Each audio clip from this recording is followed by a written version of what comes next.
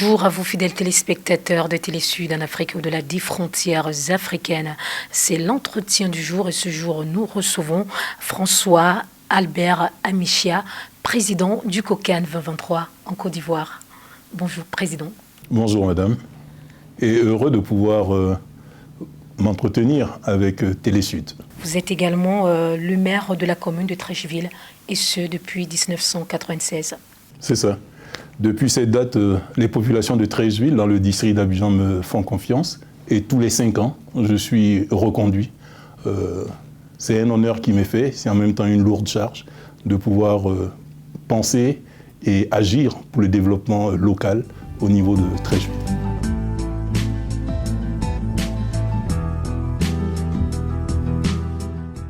Deux fois ministre des Sports ivoirien, la nomination à la tête du COCAN en tant que président n'est donc pas fortuite?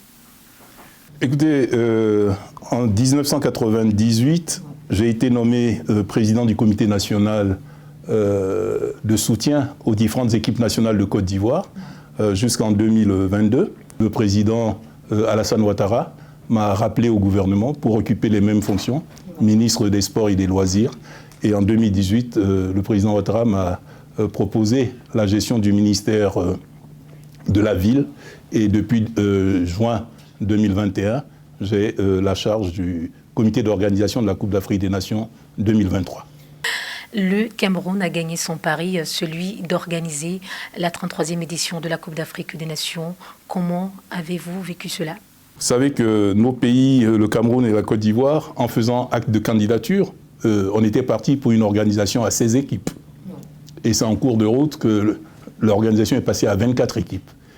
Et on sait aussi que depuis 2 ans, le continent est confronté à la pandémie, à coronavirus.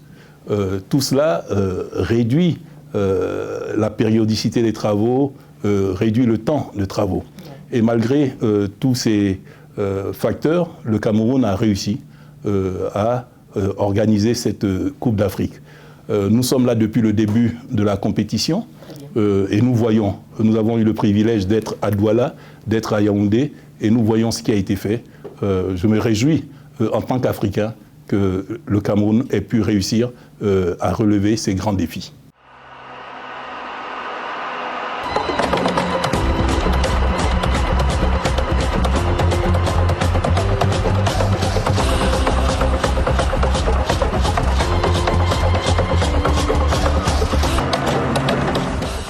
Organisation de la 33e édition de la Coupe d'Afrique des Nations au Cameroun, et s'il fallait attribuer une note au pays de son Excellence Paul Biya?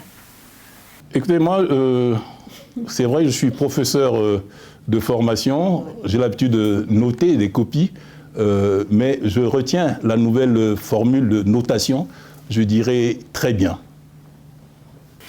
Cameroun, Comores, match comptant pour les 8e de finale de la Coupe d'Afrique des Nations. Bousculade meurtrière au stade olympique. Quelles leçons tirées pour la prochaine Coupe en Côte d'Ivoire? C'est d'abord l'occasion pour nous d'apporter notre compassion à ce qui s'est passé. Ce sont des choses qui peuvent arriver, on ne le souhaite jamais. Mais c'est arrivé, c'est un prix lourd à payer. Nous présentons nos condoléances aux familles endeuillées et toute notre compassion aux blessés. Nous leur souhaitons un prompt rétablissement. Mais en même temps, nous sommes ici au Cameroun avec le président de la commission sécurité du COCAN 2023. Il est en étroite collaboration avec les autorités en charge de la sécurité du Cameroun et du COCAN 21.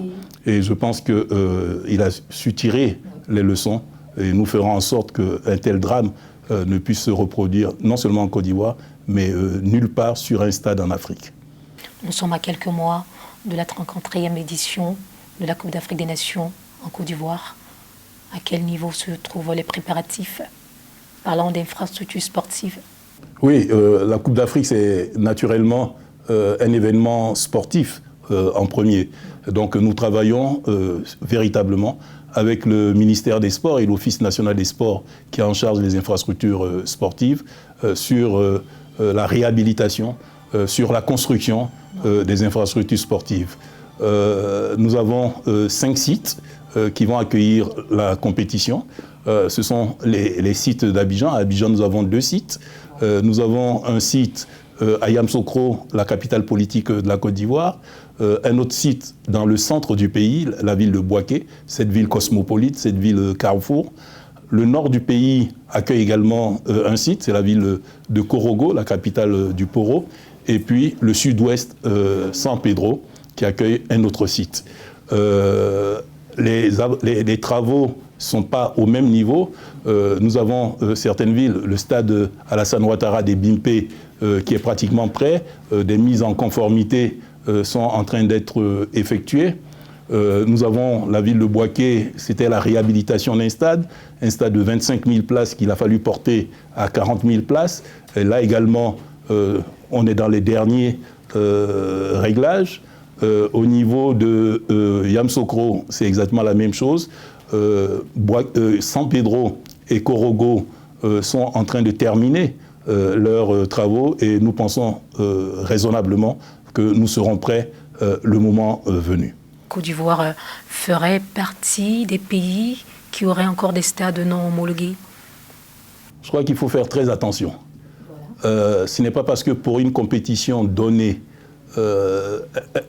aucun des stades ne répondait aux recommandations FIFA qu'on peut dire que tous les stades de Côte d'Ivoire.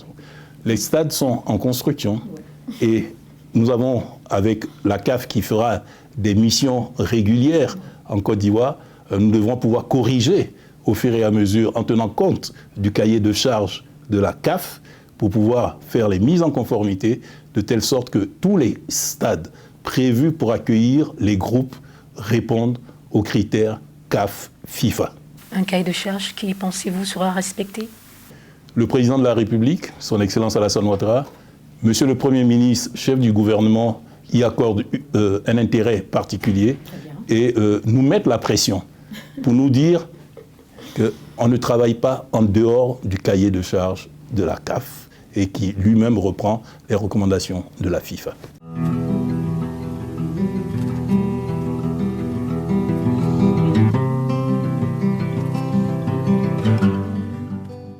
Et si on évoluait parlant d'infrastructures hôtelières?